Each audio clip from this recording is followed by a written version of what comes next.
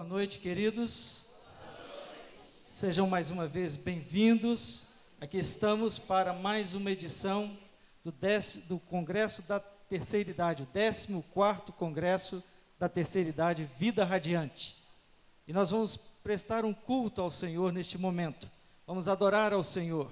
Eu quero convidá-lo para que, a partir desse momento, aliás, desde o momento que você já chegou até aqui, que você chegou até este lugar, já estamos em culto, mas eu quero convidar a você para que continue adorando ao Senhor, entregando a Ele o culto que você veio a Ele oferecer, na expectativa de ouvir o que o Senhor tem para dizer ao seu coração.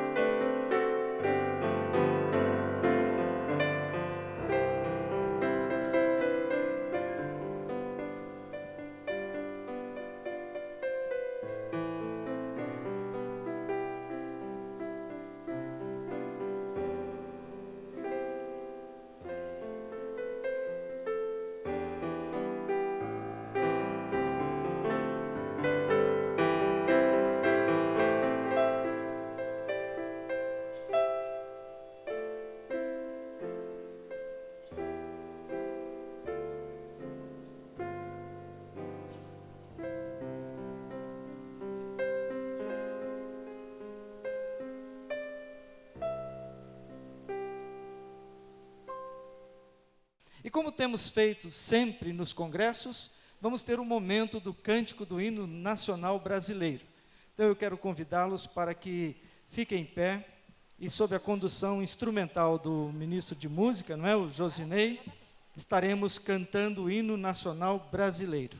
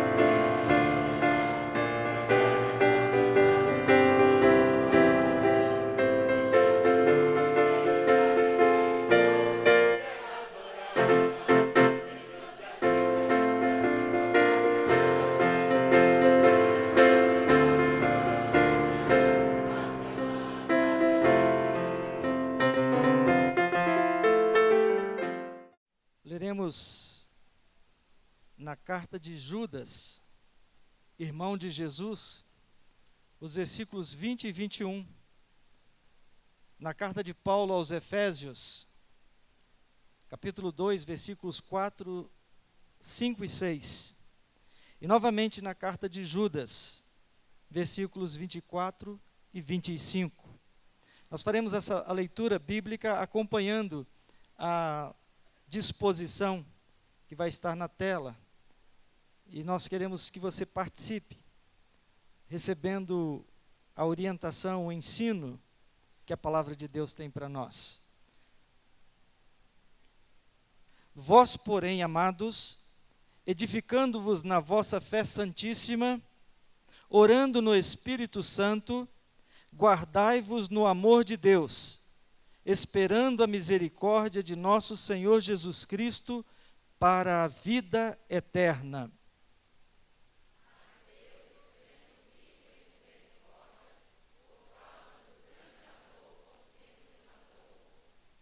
E estando nós mortos em nossos delitos, nos deu vida juntamente com Cristo, pela graça sois salvos.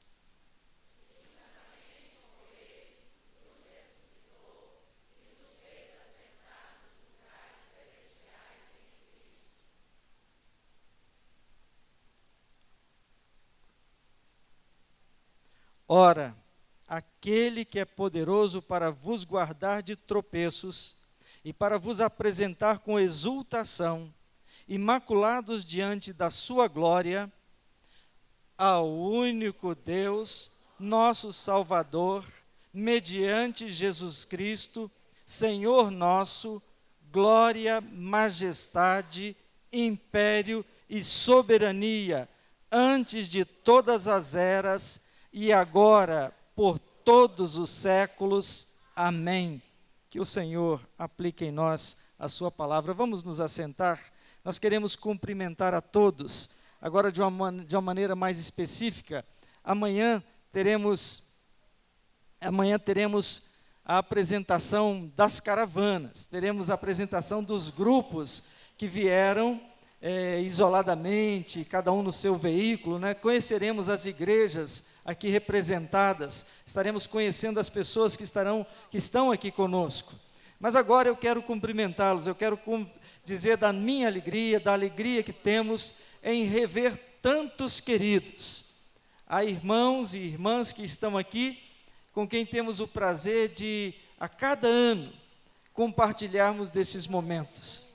Eu quero dizer que eu me sinto muito recompensado, me sinto muito feliz por Deus me dar esta oportunidade de estar junto dos irmãos, junto das famílias que estão aqui presentes, junto de cada um que vem até aqui para participar desta oportunidade, desse momento de inspiração, de refrigério, de alegria, de compartilhamento, de aprendizado, de consolação. Sejam todos, portanto, muito bem-vindos ao 14º Congresso da Terceira Idade, Congresso Vida Radiante, que, pela graça de Deus, no próximo ano, completa 15 edições, né? Então, sejam bem-vindos a este congresso mais uma vez. Aqueles que estão aqui pela primeira vez, que estão conhecendo o trabalho do Centro de Juventude e Cultura Cristã, aqueles que estão conhecendo o Congresso da Terceira Idade, a nossa palavra de apreço por sua vinda até aqui. Muito obrigado por ter escolhido estar aqui conosco. Tenha certeza de que você escolheu sim, mas o Espírito Santo de Deus operou, trabalhou para que você pudesse tomar essa decisão. É Ele quem atua em nós, quem efetua em nós o querer, o agir, e Ele esteve trabalhando em sua vida para você ter escolhido vir até aqui. Que a sua escolha tenha sido uma escolha feliz, que você saia daqui, como o nome do congresso diz, que você saia daqui radiante, cheio da presença do Espírito Santo do nosso Deus. Amém? A todos, portanto, a nossa palavra de boas-vindas, o nosso agradecimento, que Deus assim a todos abençoe. Esta é a nossa palavra. E nós, como sempre fazemos, escolhemos um texto da palavra de Deus para nos conduzir ao longo do congresso, para nos conduzir nas reflexões do congresso. Por isso estabelecemos um tema escolhemos uma divisa e um hino que, junto com essas três partes, formam um todo que nos dirige, que nos mobiliza, que nos ajuda, que nos orienta naquilo que fazemos no Congresso. E nós vamos, então, conhecer oficialmente, formalmente, o tema, a divisa, e vamos cantar o hino oficial do Congresso. Eu vou convidar a irmã Tatiana Amaral Nunes, da Caravana Novo Brilho, Primeira Igreja Batista, em Governador Valadares, para que nos conduza neste momento da apresentação do tema, divisa e hino oficial do Congresso. Vamos nos colocar de pé mais uma vez e recitar com bastante entusiasmo e alegria esse tema que representa uma das maiores grandezas e beleza da vida do cristão. Vamos lá, todos juntos? Vivo com firmeza pela maravilhosa graça de Jesus. Mais uma vez, irmãos? Vivo com firmeza pela maravilhosa graça de Jesus. A nossa divisa se encontra em Romanos 5, de 1 a 12. Eu lerei uma vez e depois repetiremos a nossa divisa. Justificados, pois, mediante a fé, temos paz com Deus por meio de nosso Senhor Jesus Cristo, por intermédio de quem obtivemos igualmente acesso pela fé a essa graça na qual estamos firmes e gloriamo-nos na esperança da glória de Deus. Amém? Amém. A Igreja do Senhor agora recitando essa divisa.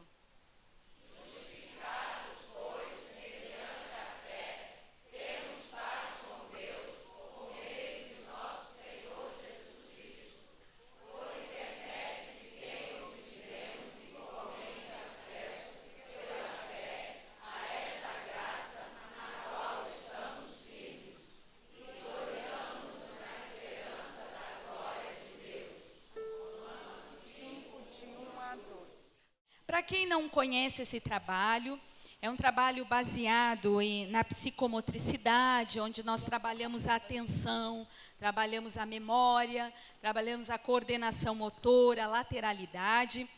E os movimentos são muito simples, são muito fáceis, tá bom? Então, o primeiro que nós vamos fazer, você vai dar as mãos aí para o colega do lado, direita e esquerda, e é simples, nós vamos balançar para direita, esquerda, direita, esquerda, direita, esquerda, depois para frente, para trás, para frente, para trás, e assim vai. Depois nós vamos trabalhar a nossa coluna. Então, nós vamos levantar os braços até a metade e voltar bem devagar, tá bom? Estica bem a coluna, que deve estar doendo essa coluna aí que viajou. Teve gente que viajou 27 horas e volta para o lugar. Agora estica lá em cima e volta. DJ, solta a música 2, por favor, que eu inverti. Tá? Música 2. Essa música é uma música que todo mundo conhece, vocês vão lembrar. Edelweiss, uma plantinha, uma flor branca, lá no sul da Itália, que o namorado, quando se apaixonava pela namorada, dava de presente. No Brasil, a gente usa dar rosas vermelhas, né? E lá eles usam dar essa flor para a namorada, e o nome dessa flor é Edelweiss. Vamos lá? Um pouquinho mais de som. Vamos lá, direita, direita, esquerda, direita.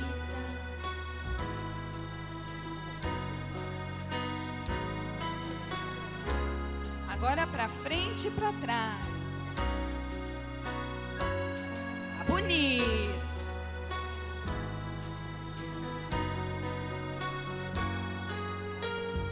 Agora soltou as mãos e vamos lá. Estica bem os braços para frente e volta.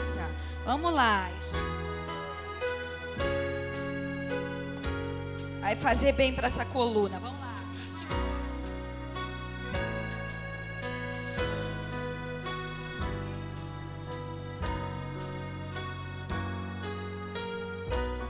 As mãos de novo. direita.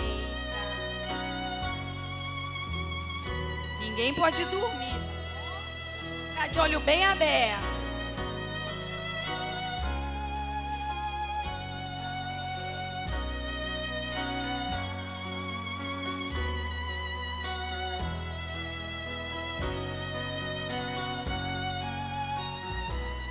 Soltou as mãos.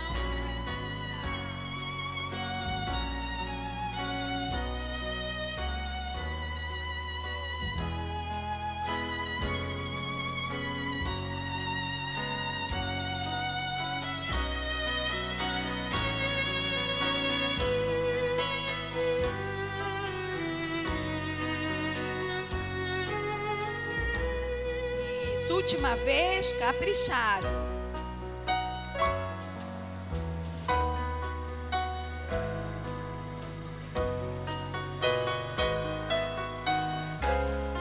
Pra frente e pra trás.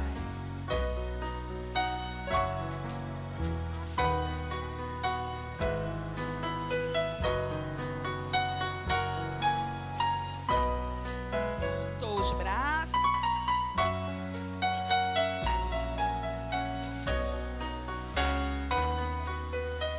Segura lá na frente um pouquinho, espicha bem, estica bem.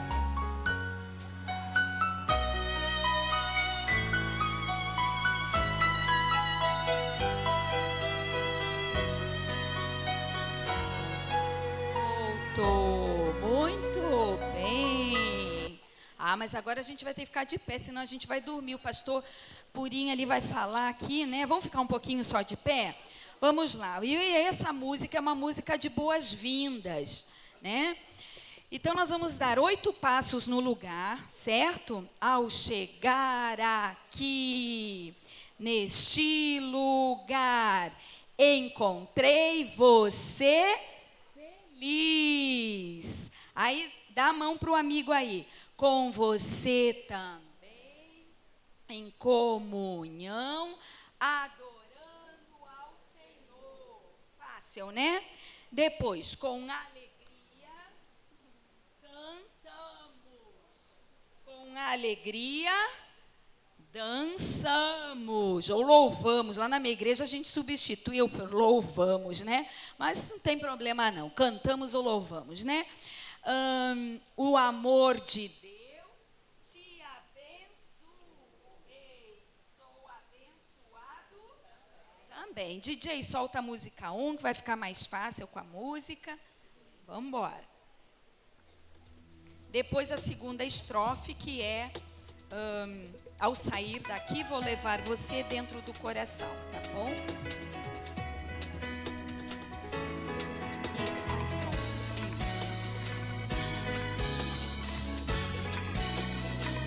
Lá. Começa com os passos, tá?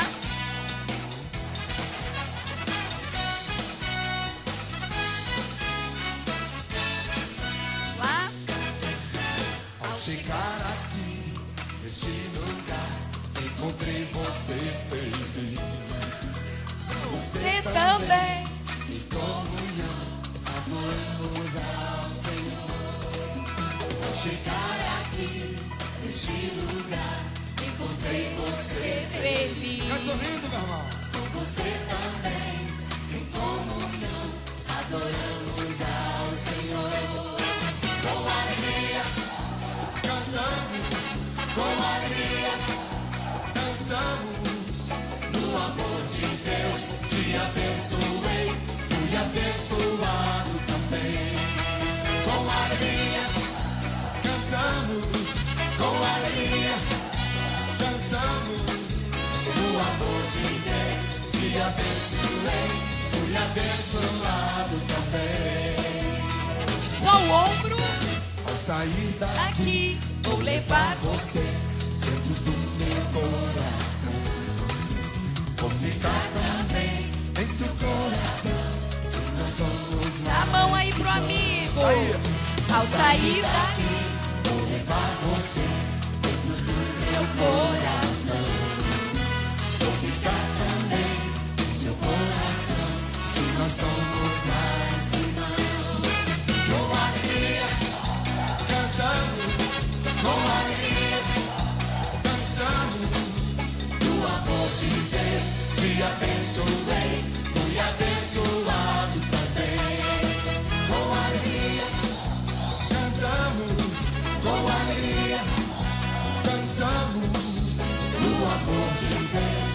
abençoei, fui abençoado também. Ombro para trás. Para frente.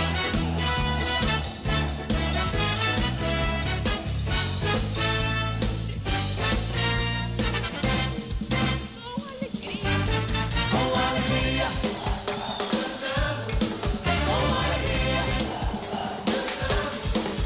no amor de Deus, te abençoei, fui abençoado também. Com alegria, cantamos, com alegria, dançamos. No amor de Deus, te abençoei, fui abençoado. No amor de Deus, no amor de Deus, te abençoei, fui abençoado também. No amor de Deus, te abençoei, fui abençoado também. Muito bem. Palmas, podem sentar. Amanhã tem mais estilos.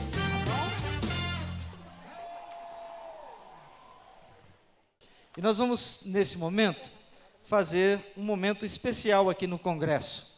Hoje, talvez você não saiba, creio que você sabe sim, hoje é o Dia Internacional da Mulher.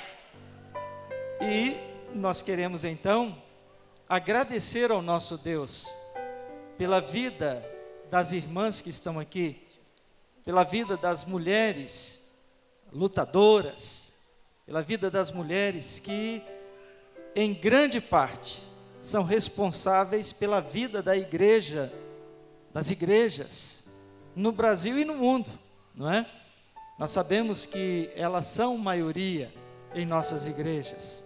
Elas são hoje maioria até na população, né? A estatística da densidade demográfica, da distribuição demográfica do país, diz que já as mulheres são maioria, mas em que pese a maioria do ponto de vista de quantidade, elas ainda não são maioria, ou pelo menos não são iguais no que diz respeito a oportunidades, e vocês sabem toda essa história, não precisa lembrar aqui todos os detalhes.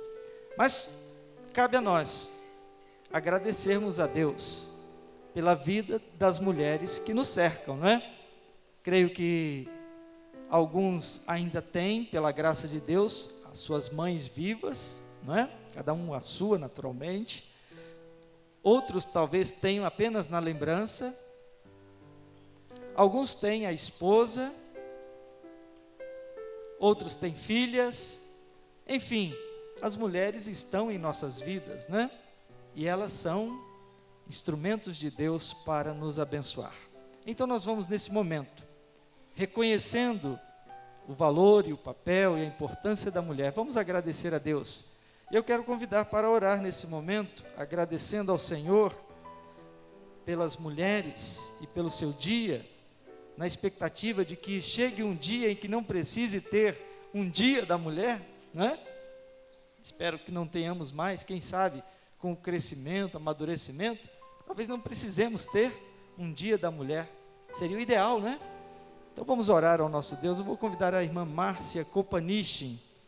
Márcia é uma das preletoras desse congresso, estará falando com os irmãos amanhã em uma das oficinas.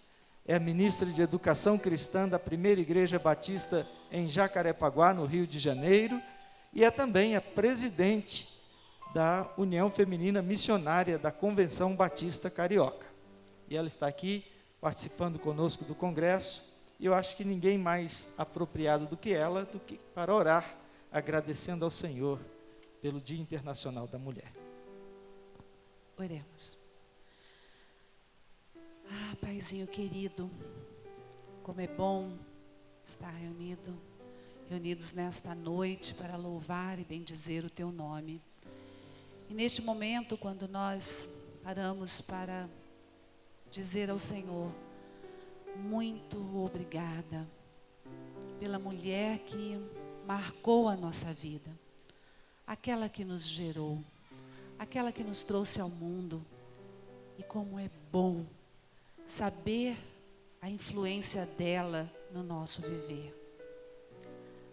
Tu sabes o quanto eu te agradeço por estar aqui nesta noite e ter o privilégio de ter uma mulher marcante na minha vida ao meu lado. Desfrutar, ó Deus, destes dias ao lado da minha mãe. Obrigada por esta serva fiel, tão meiga, gentil, sábia. E quantas mulheres marcaram a vida de cada um de nós?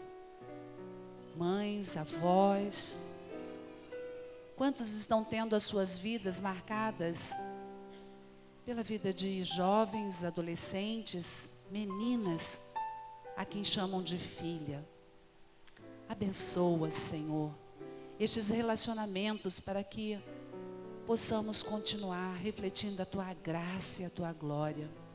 Que cada mulher ocupe o seu espaço nesta sociedade, mas em especial, fortalecendo a instituição mais abençoada que o Senhor criou, a nossa família. Mas agora, ó Deus, como mulheres salvas e remidas por Jesus, nós queremos colocar a vida da nossa presidente nas Tuas mãos.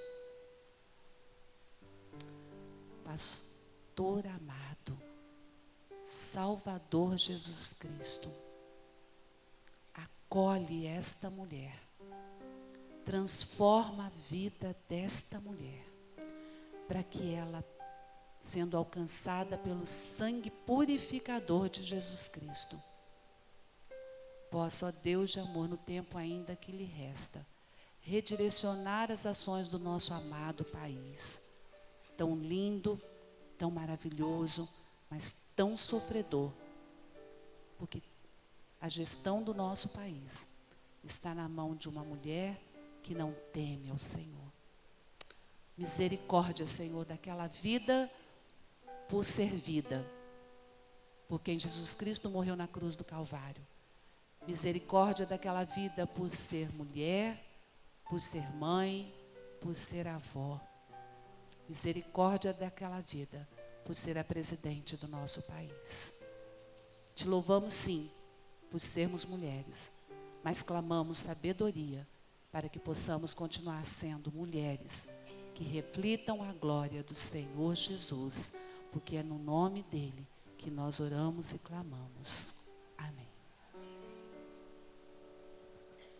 Deus a abençoe, Márcia, a sua vida no seu ministério. Nós vamos então nesse momento nos preparar para ouvir a palavra de Deus, a mensagem do Senhor para os nossos corações.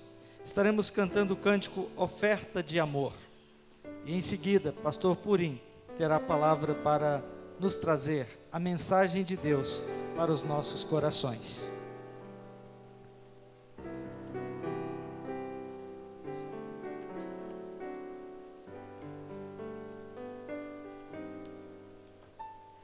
Venha, Senhor, minha vida oferecer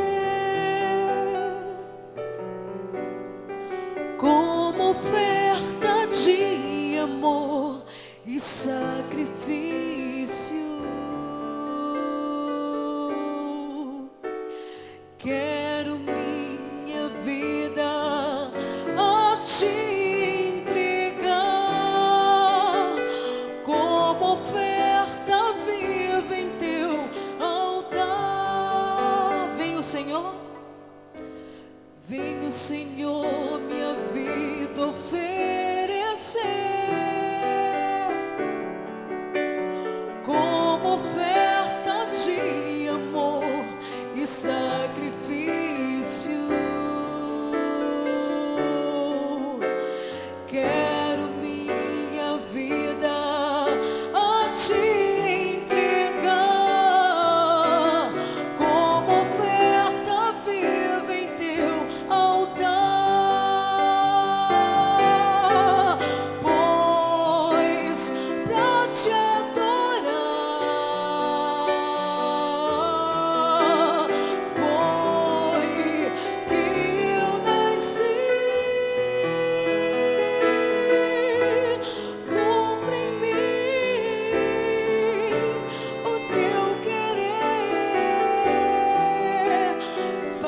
faço o que está em seu coração. E que a cada dia eu venha mais e mais estar ao teu lado, Senhor. Pois para te adorar, pois para te adorar, foi que eu nasci. Cumpre em mim o teu querer, faço o que está em seu coração. E que a cada dia eu venha mais e mais estar ao teu lado, estar ao teu lado, estar ao teu lado, Senhor, estar ao teu lado.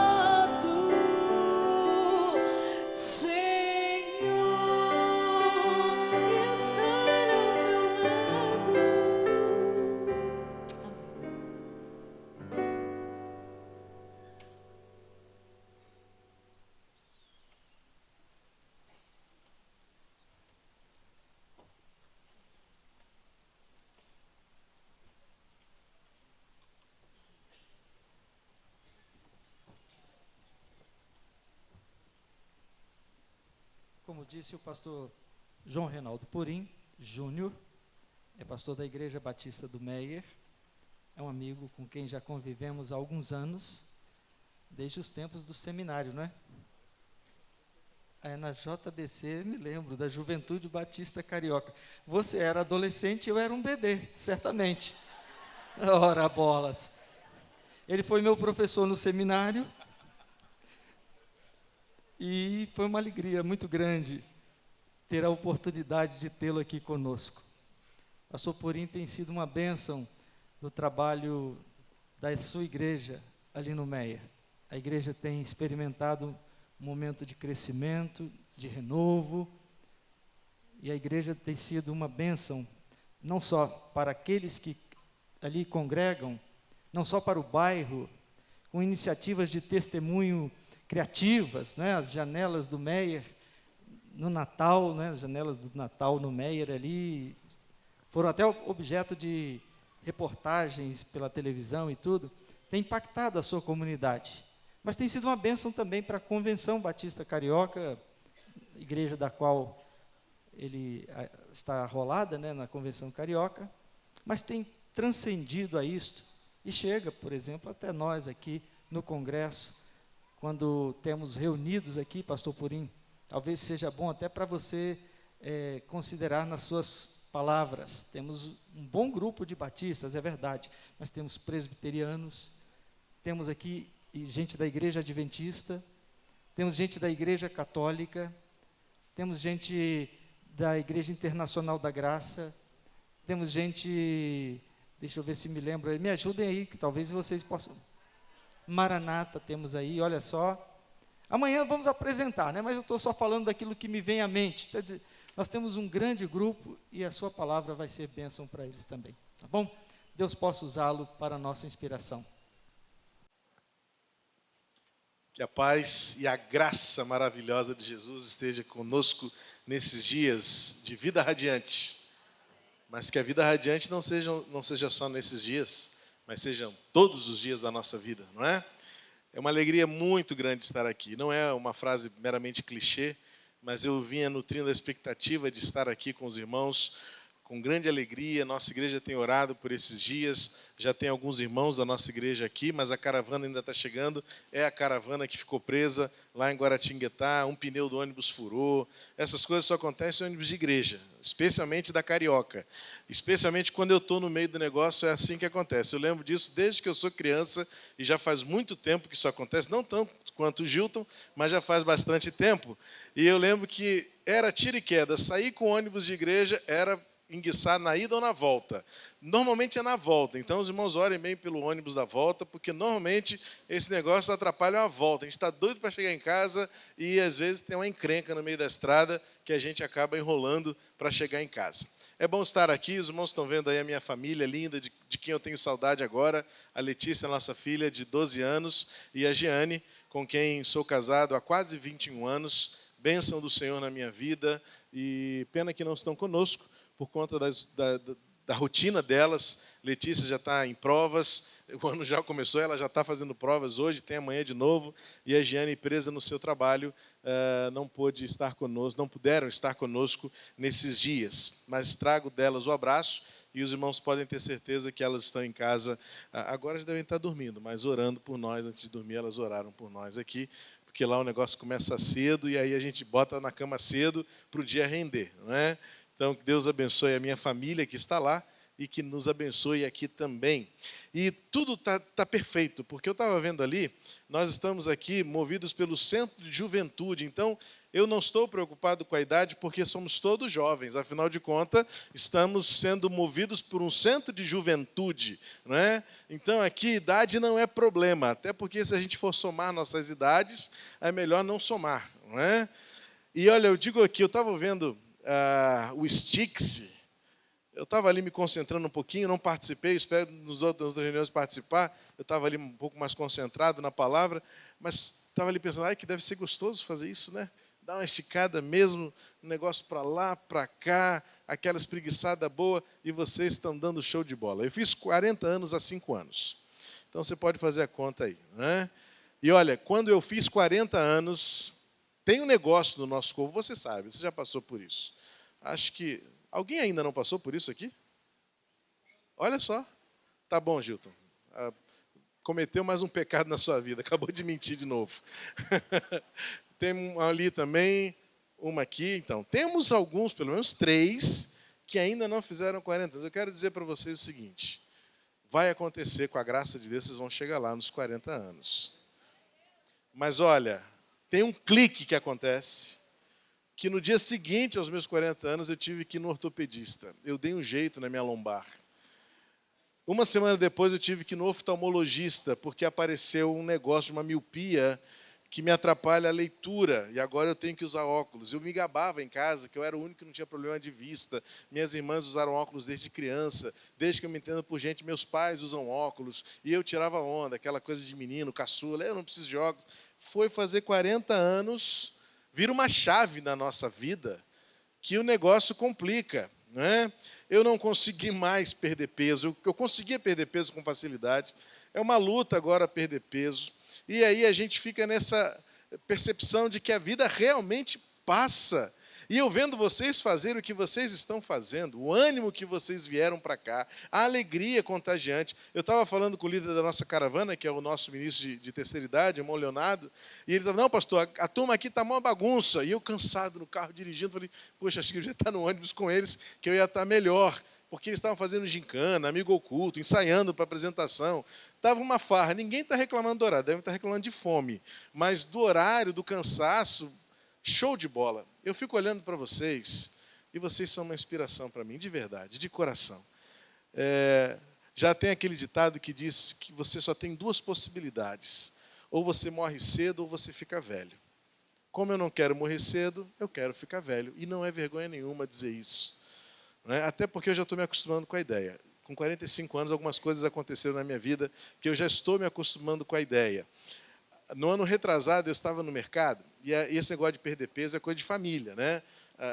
A Giane não precisa, mas ela vive dizendo que ela está acima do peso dela, ela quer emagrecer mais.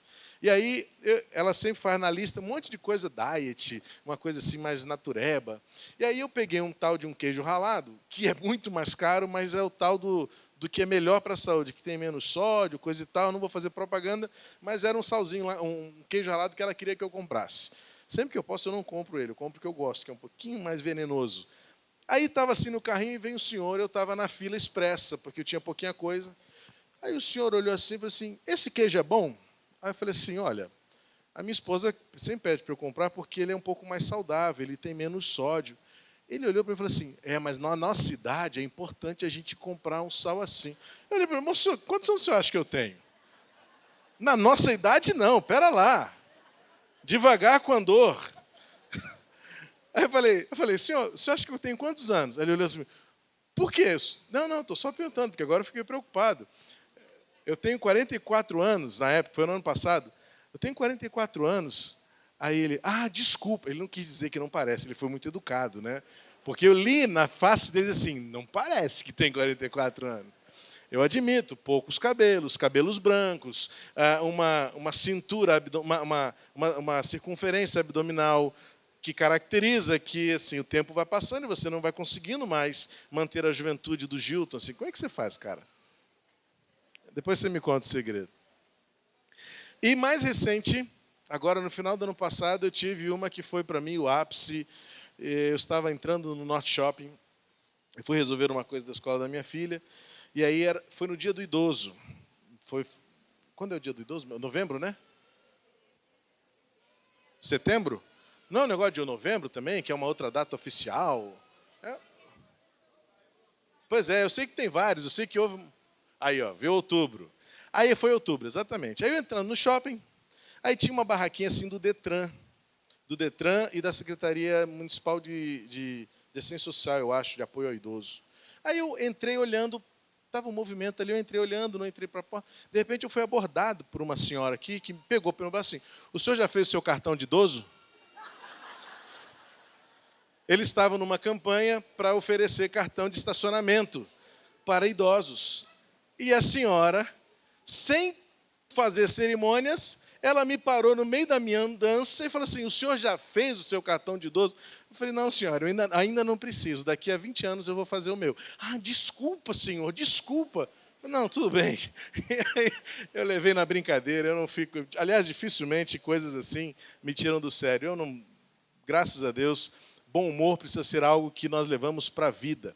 E, aliás, vocês estão aqui, eu tenho certeza, porque vocês conseguem levar a vida com bom humor.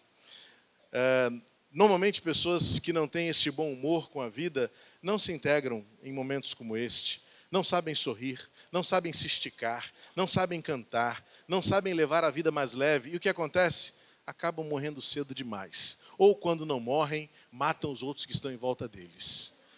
Eu conheço muita gente que não morreu cedo, mas está matando gente em volta deles com mau humor, com amargura no coração, com rancores, né, com ressentimentos que envelheceram demais as pessoas e tornaram-nas extremamente desagradáveis no convívio social. Então, eu peço a Deus que me mantenha alegre, que mantenha vivo, e hoje e até sexta-feira vocês serão minha inspiração.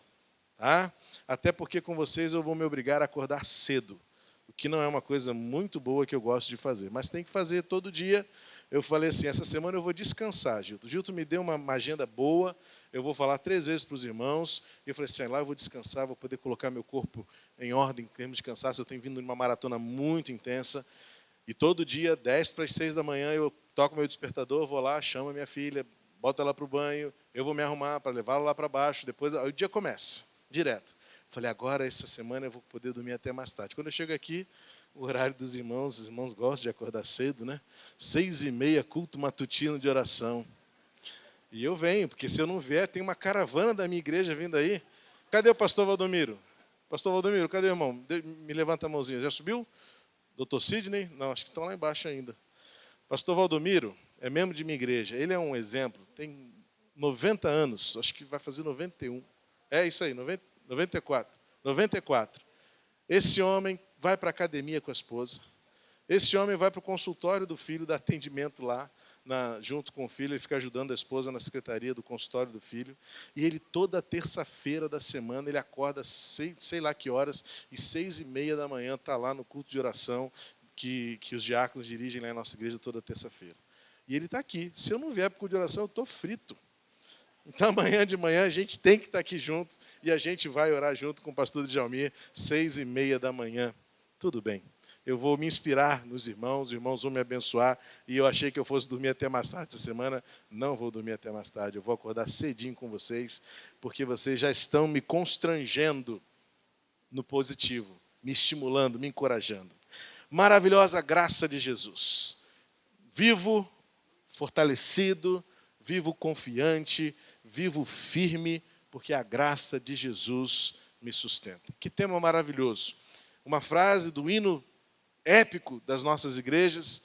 As nossas igrejas cantam este hino como se fosse o nosso hino oficial, quase. A gente não tem muito um hino oficial, não é? Mas quando as nossas igrejas, não sei se a sua é assim, mas eu conheço umas 4 igrejas, incluindo a do Meia, que quando se levanta para cantar Maravilhosa Graça, parece que o céu desce, ou a gente sobe. Fica aquela dúvida no ar.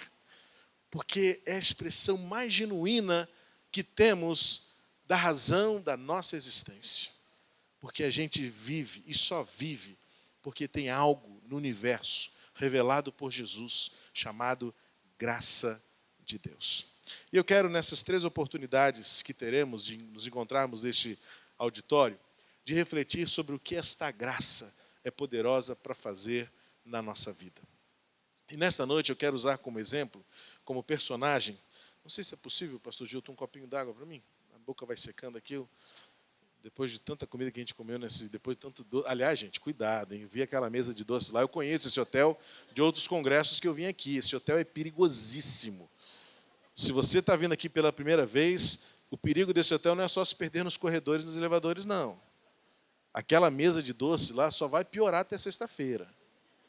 E se você achou que hoje o cardápio estava mais ou menos, se prepara, que o negócio aqui é perigoso. A diabetes aqui se descontrola, o colesterol vai para o brejo, e aí a gente se acaba naquela mesinha ali dos docinhos, você acha que está na padaria, é tudo de graça, né? Olha do lado, tem uma do lado que é só frutinha, né?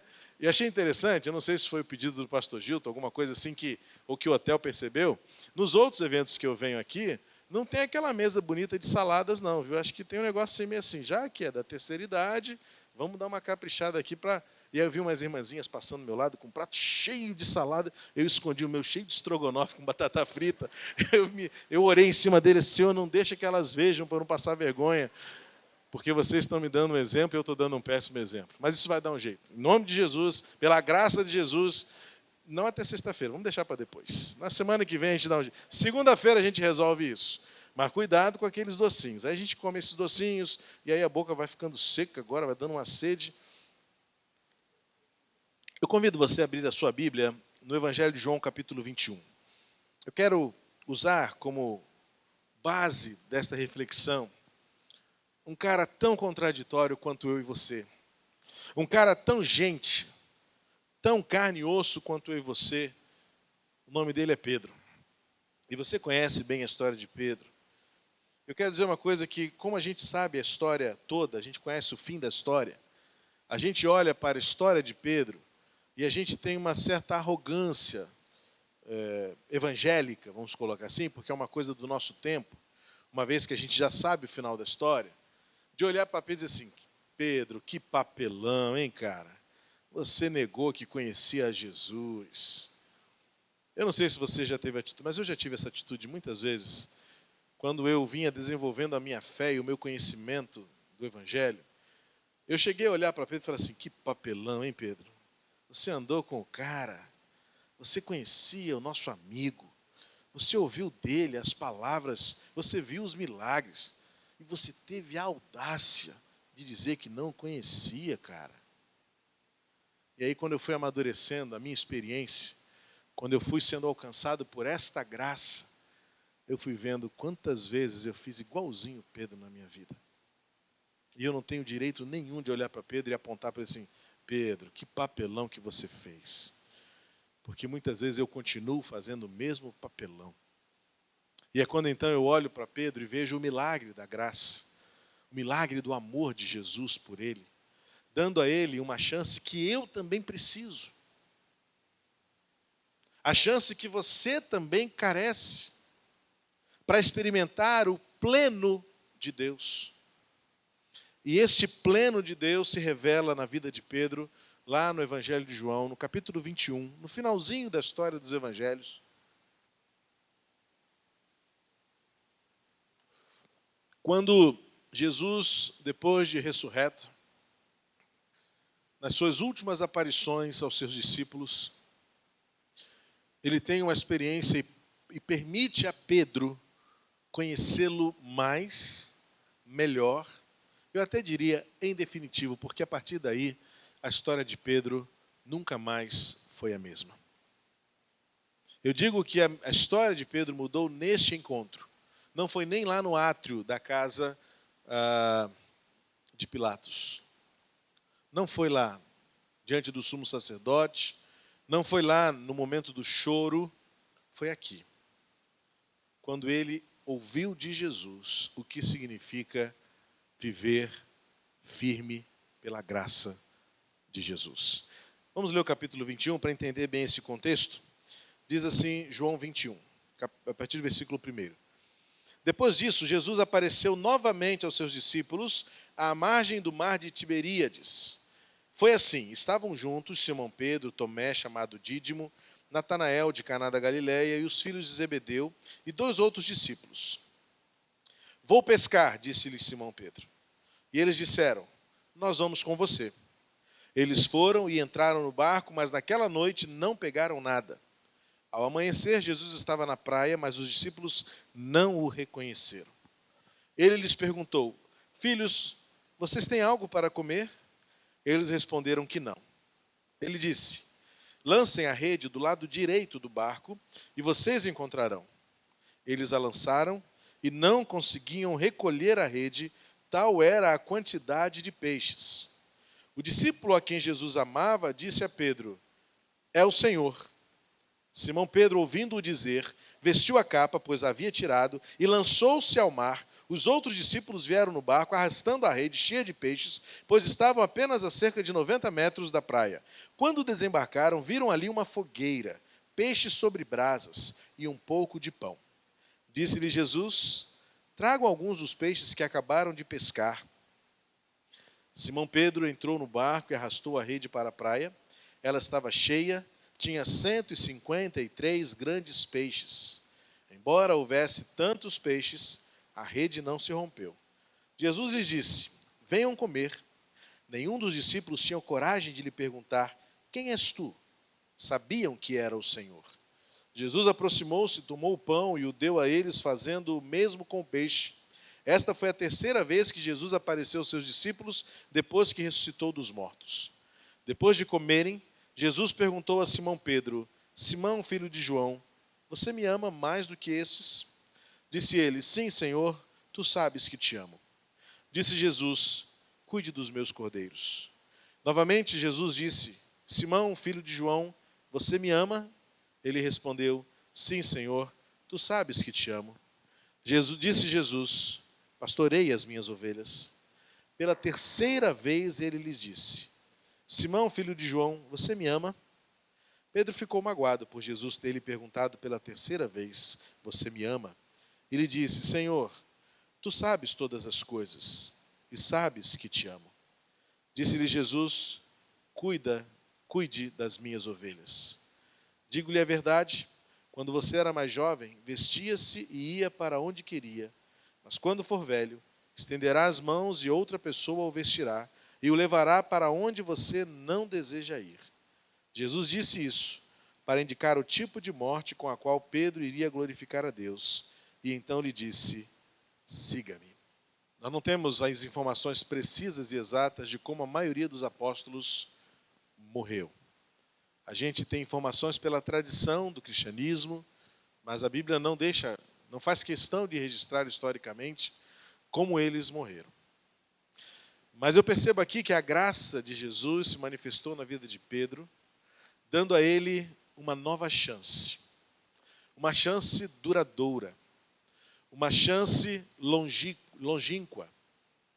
Uma chance longeva. A ponto de dizer que ele ficaria cego. E que alguém o conduziria para o lugar onde ele, sem querer ir, teria que ir. E Jesus estava dizendo a ele, agora você vai conhecer plenamente o que significa a minha graça. Quem é este homem chamado Pedro, que é testemunha viva do que Deus é capaz de fazer na minha vida e na sua vida? Esse texto vai dizer claramente que por mais triste que alguém possa estar, por mais sozinho que alguém possa se sentir, por mais desanimado que alguém se encontre, e por mais caído, frustrado que alguém esteja, a graça é exatamente valiosa e valorosa para essas pessoas. Aí está o primeiro paradoxo, o primeiro paradigma maravilhoso acerca da obra de Deus na nossa vida. É porque Deus não trabalha conosco de acordo com aquilo que nós achamos que mereceríamos.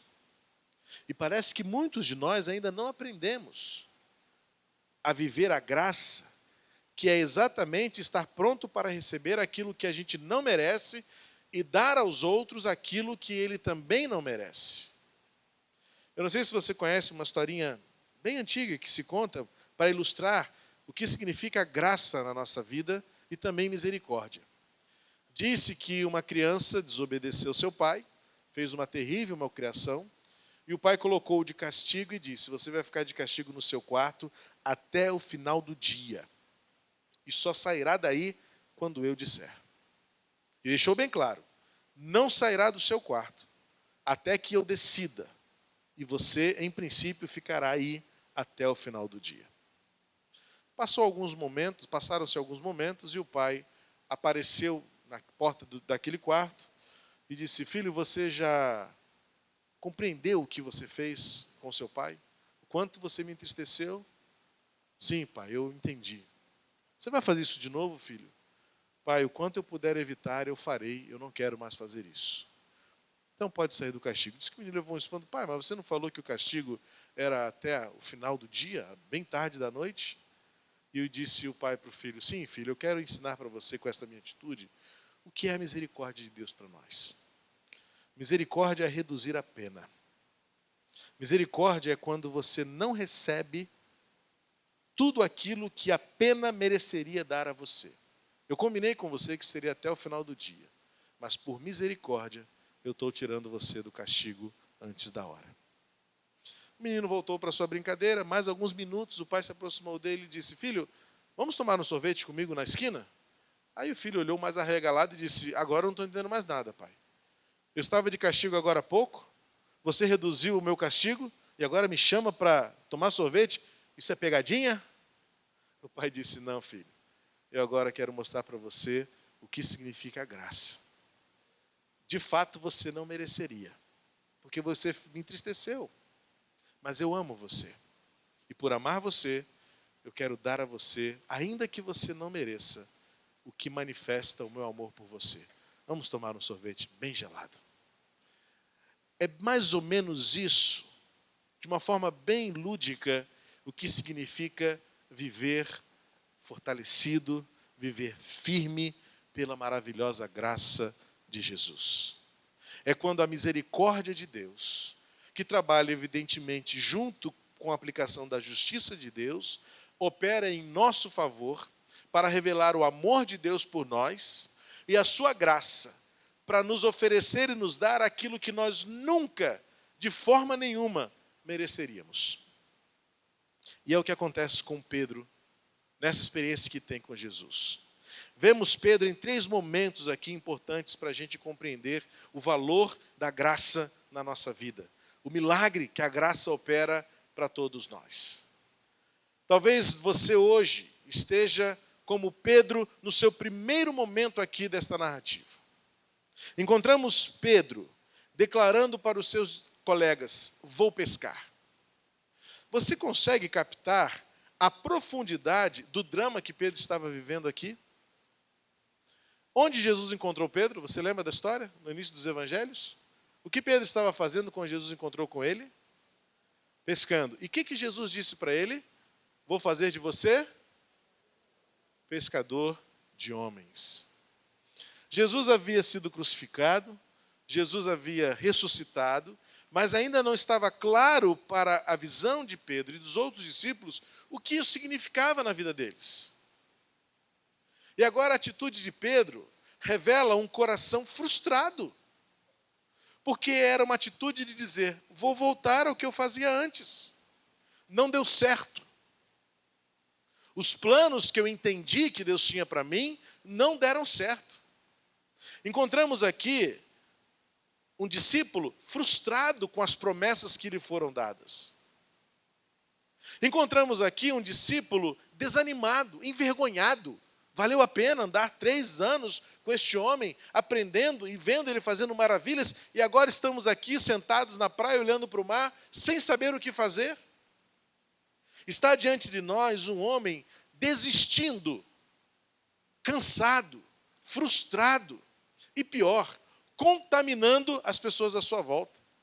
Se você leu e prestou atenção, quando Pedro fala assim, vou pescar, imediatamente seguem-nos Tiago, os filhos de Zebedeu, Natanael, vamos embora, vamos junto, estamos juntos. É incrível como o negativismo, como a frustração, como o pessimismo contagia muito mais rapidamente do que o otimismo, do que o ânimo, do que a alegria.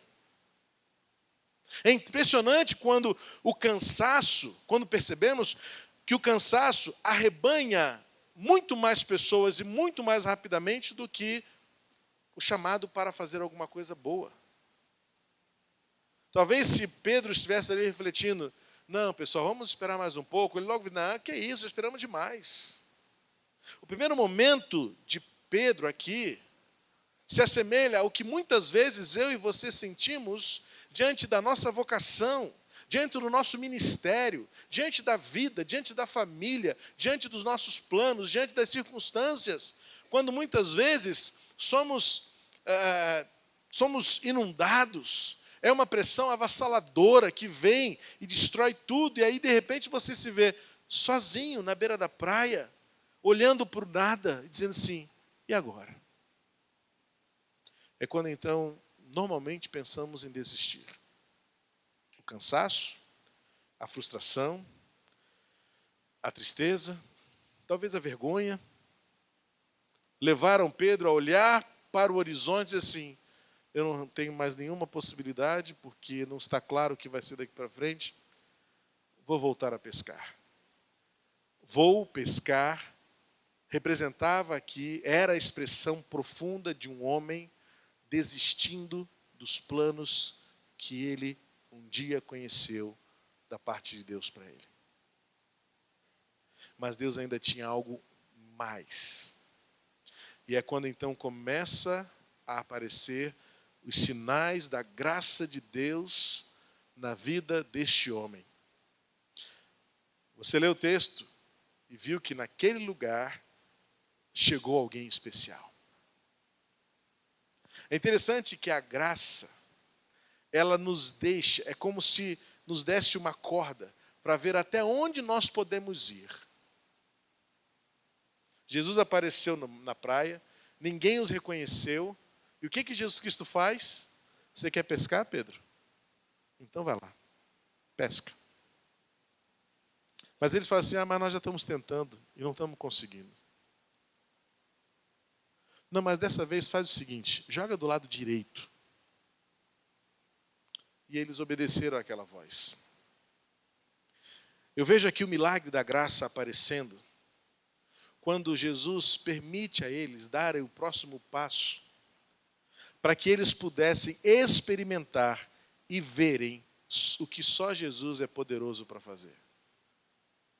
Jesus apareceu na hora certa, Jesus se revelou na hora certa, ainda que eles não o reconhecessem, e muitas vezes nós não somos capazes de reconhecer o mover de Deus à nossa volta, mas quando os milagres começam a acontecer, algo de maravilhoso começa a surgir. Quando eles perceberam que os peixes estavam vindo, a rede estava ficando pesada, um diz para o outro, espera aí, bem que eu sabia quem estava dizendo aquilo, é Jesus. E aí você viu no texto, o cara nem acaba de falar, Pedro já pega a capa e já parte, já nada, ele não quer saber se ele vai andar sobre a água, se ele vai se afogar, agora ele não tem mais medo, como foi da outra vez, ele mergulha, ele nada, ele se lembra que ele sabe nadar, ele corre para a praia e diz assim, é Jesus? Parece que agora começa a renascer aquele Pedro que nós conhecemos no início da história dos evangelhos.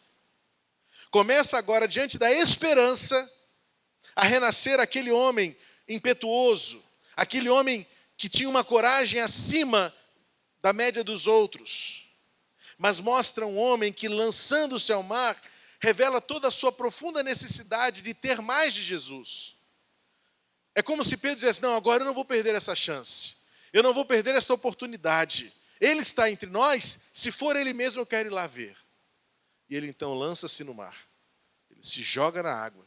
Ele vai a nado mesmo. Ele não espera que os seus amigos issem a vela ou peguem os remos, não sei qual era o tipo de embarcação, e que chegassem lá. Ele mesmo corre em direção a Jesus, vai a nado, chega na praia, na areia, se dirige a ele e percebe e constata, é o meu Jesus.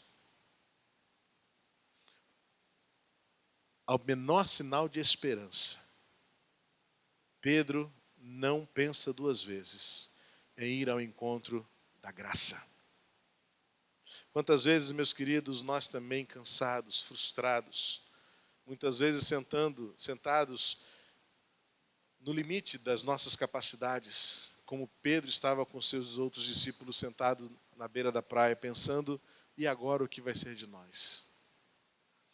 É nesta hora que eu creio que Jesus aparece para nós. E Ele deixa ordens muito claras a serem cumpridas. E é quando nós, ao obedecê-lo, percebemos a esperança surgir. A esperança vem com a obediência. E então nós vemos agora Pedro voltando para a praia, esbaforido, afoito. Aquele mesmo Pedro que tirou a espada, que prometeu a Jesus que não queria negá-lo, que estava sempre tendo boas respostas, que sempre queria ter a primeiro lugar na fila, sempre ao lado de Jesus, sempre dizendo, estou pronto, Senhor, estou pronto. Agora ele que volta correndo para a praia para dizer, eu preciso, Jesus. Eu preciso de uma nova chance, eu preciso de direção. Eu não tinha nada que ter voltado a pescar, eu quero Jesus. E aí então o terceiro momento acontece, quando eles chegam na praia. Eu não sei se você percebeu um pequeno detalhe, que é um milagre no texto.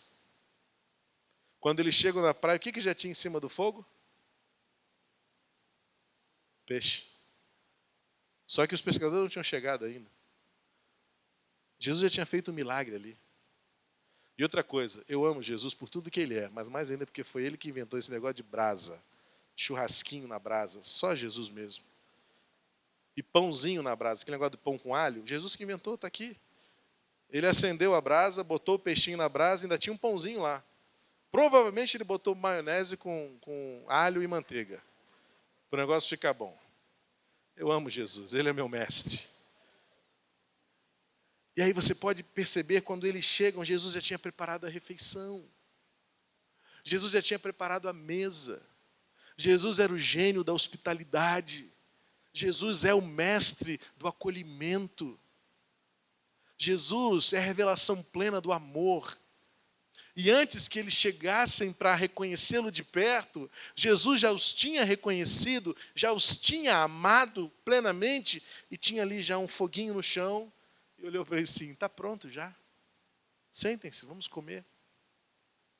E é nesse momento que começa a restauração da graça.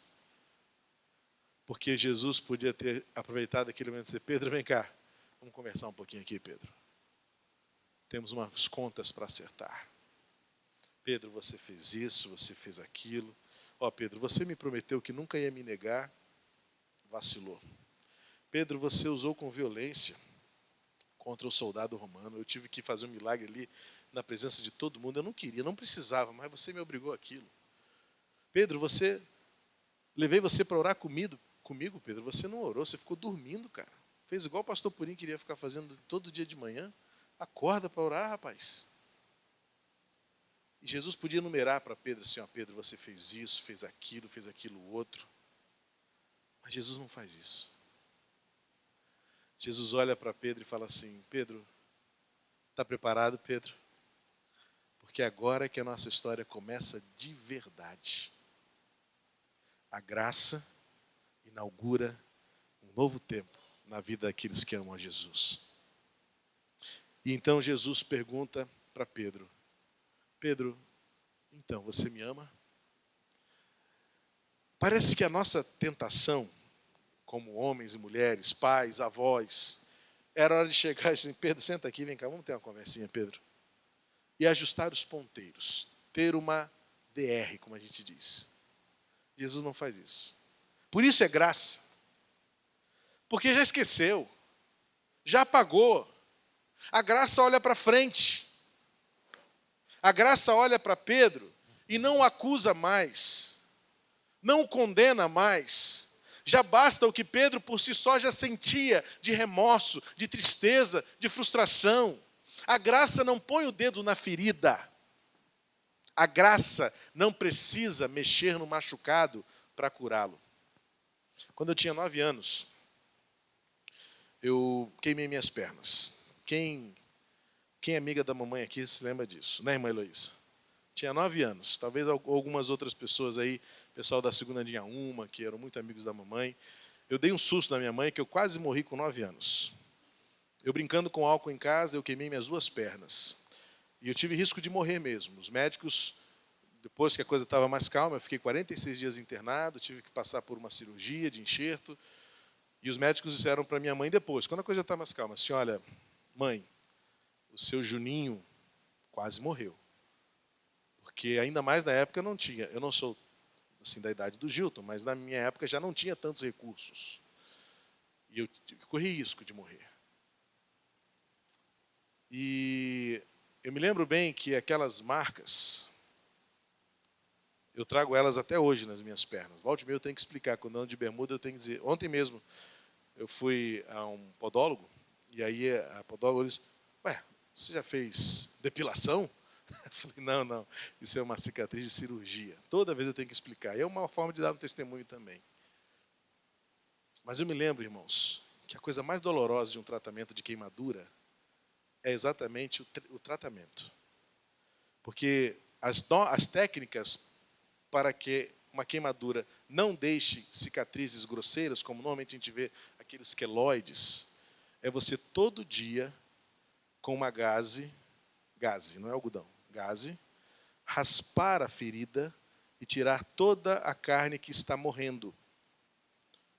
Na lógica, a gente, poxa, mas vai abrir a ferida de novo? Não, é porque precisa retirar o tecido morto para, durante o dia, com medicamento, ir nascendo nas beiradas uma pele novinha, fininha, até que ela fecha de fora para dentro.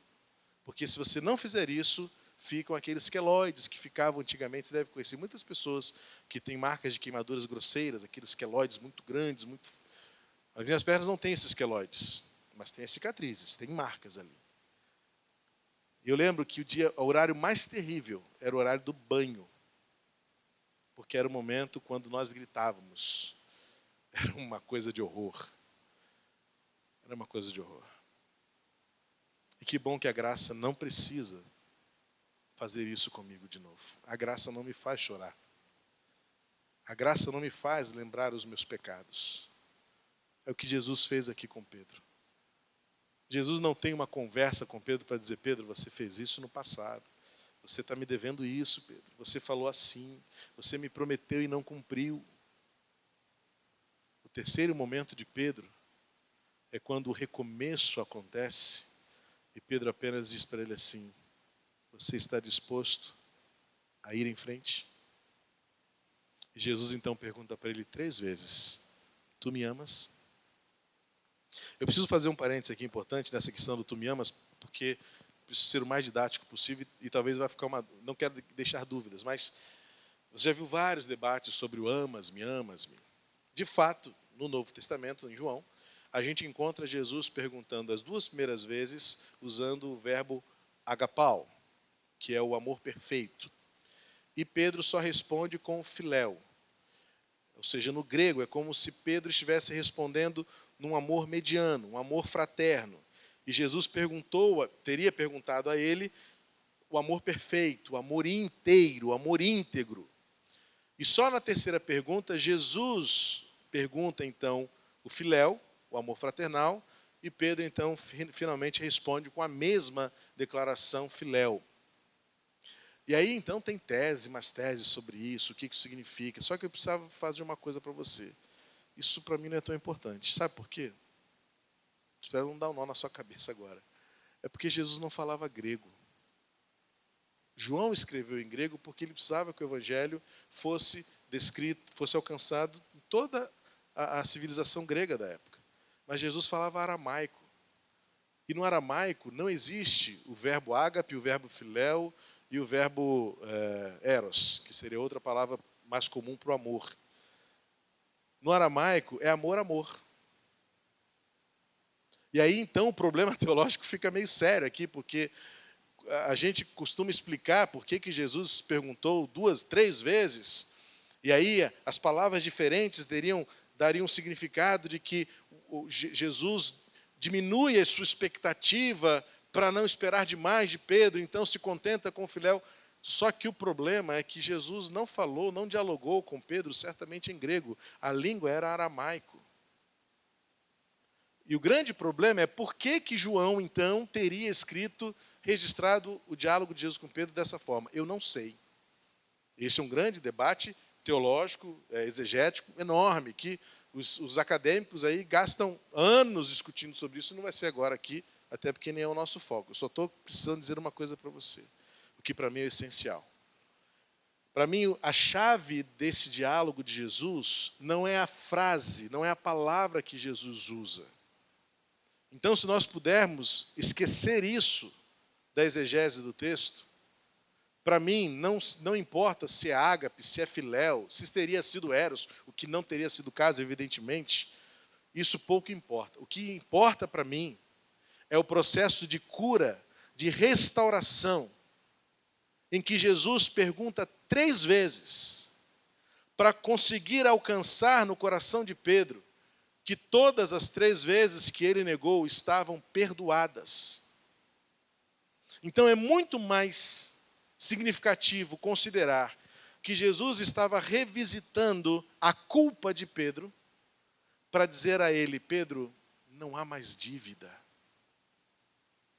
não há mais débito, vamos em frente.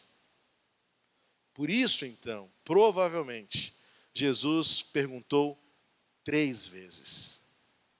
E a tristeza, a frustração de Pedro, na verdade, é muito mais uma humilhação, quando finalmente cai a ficha dizendo: Senhor, é verdade. Eu te neguei 3 vezes. E o Senhor sabe de todas as coisas. Não há nada que fique em branco. O Senhor não estava lá, mas o Senhor sabia, porque o Senhor havia dito que antes que o galo cante, 3 vezes me negarás. Outra observação importante. Tem gente que lê direto e fala assim: antes que o galo cante 3 vezes. Não, o galo cantou uma vez só. A vírgula tem que estar no lugar certo, tá? Antes que o galo cante, vírgula, 3 vezes me negarás. E agora, na hora da restauração, Jesus olha para ele e fala assim: Pedro, você me ama? Senhor, eu te amo. Pedro, você me ama? Senhor, tu sabes, eu te amo. Pedro, você me ama? Talvez nessa hora Pedro tenha caído a ficha. Essa, para mim, é a chave hermenêutica. Para mim, essa é a exegese do texto. Agora caiu a ficha de Pedro. Senhor, tu sabes todas as coisas, né? Tu sabes que eu te neguei 3 vezes. Por isso o Senhor está me perguntando 3 vezes se eu te amo.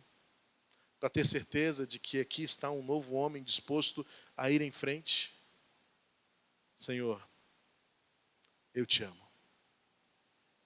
E não pretendo nunca mais te negar. Tu sabes todas as coisas, tu conheces o meu coração.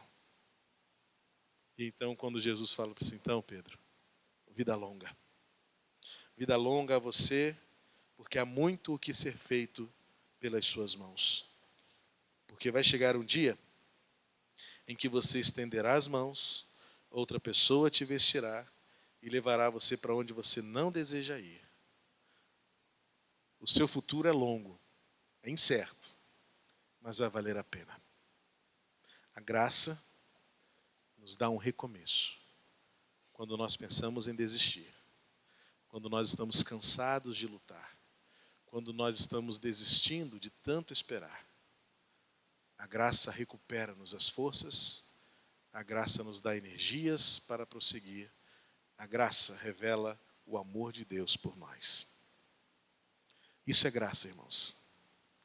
A graça que nos faz viver firmes é a graça que Jesus mostrou a Pedro. Pedro, não importa o seu cansaço, não importa a sua frustração e muito menos importa a sua culpa. O que vale é o que vamos fazer juntos a partir de hoje. Que este primeiro dia de congresso possa semear no seu coração, meu irmão, minha irmã, a expectativa e a esperança do que vamos ainda fazer juntos com Deus, por meio de Jesus Cristo. Quantos ministérios estão aqui representados? Quantas famílias estão aqui representadas?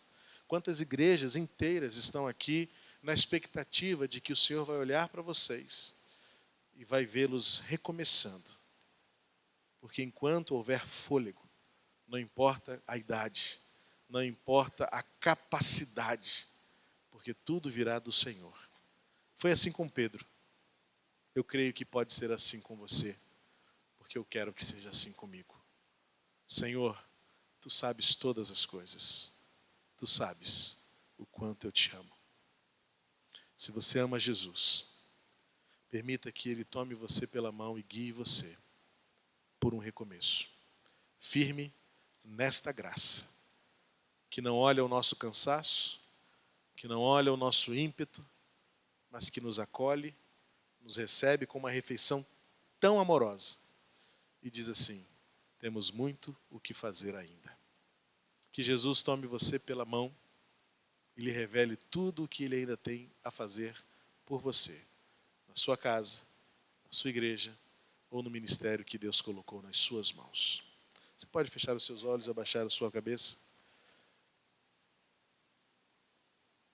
Eu gostaria de, neste momento, orar por você, especialmente você que nestes dias veio em busca do renovo do Senhor.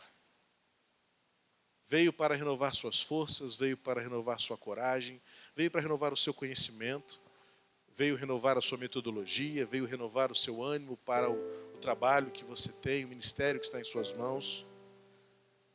Talvez alguns aqui estejam também fugindo de uma realidade. Fizeram desses dias um deserto para recuperar as forças, para voltarem para os seus dramas. Talvez alguns estejam hoje contemplando a vida como Pedro e os discípulos olhavam para a praia. Chega, vou pescar. Mas em nome de Jesus, é justamente para isso que a graça serve. Para nos dar uma chance de recomeçar. E não importa a idade que você tenha. Se hoje você está vivo, é porque hoje é o dia que o Senhor te pergunta mais uma vez: você me ama?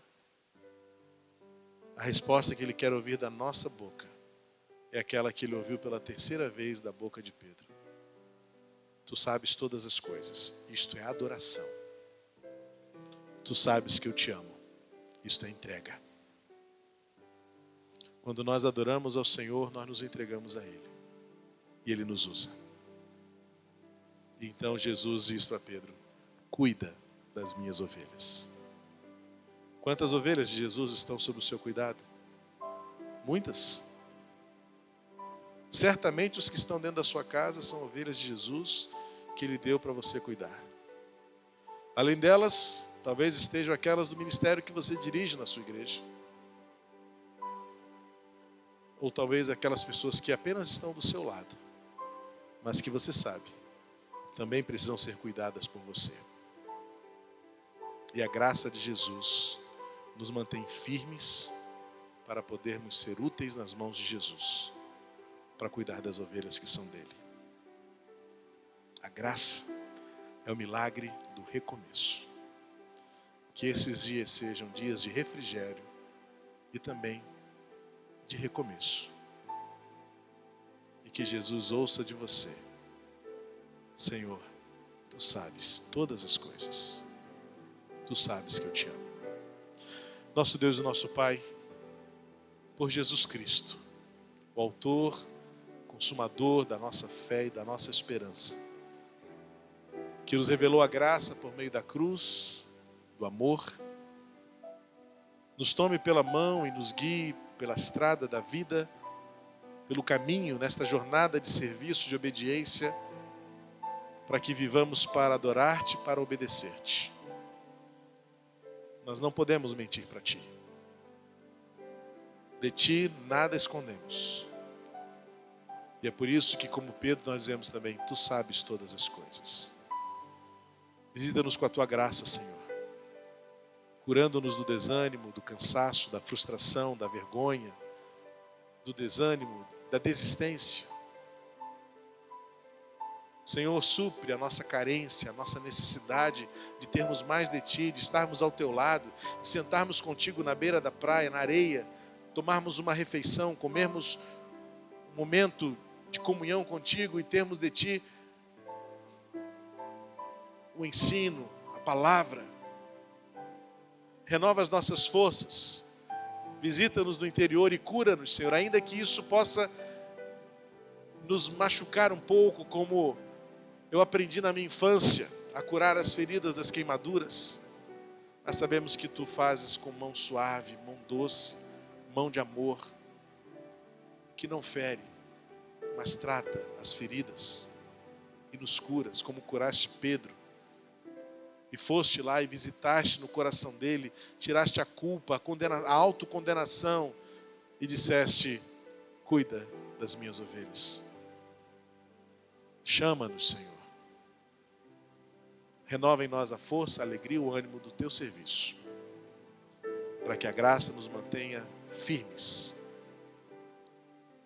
e corajosos, para cumprirmos o teu propósito enquanto vivemos, até que tudo tenha se cumprido, pela graça, pela maravilhosa graça de Jesus, deste nome precioso de amor e de vida que eu oro. Amém. Deus abençoe você e que a graça dê a você muitos recomeços, pelo amor do Senhor.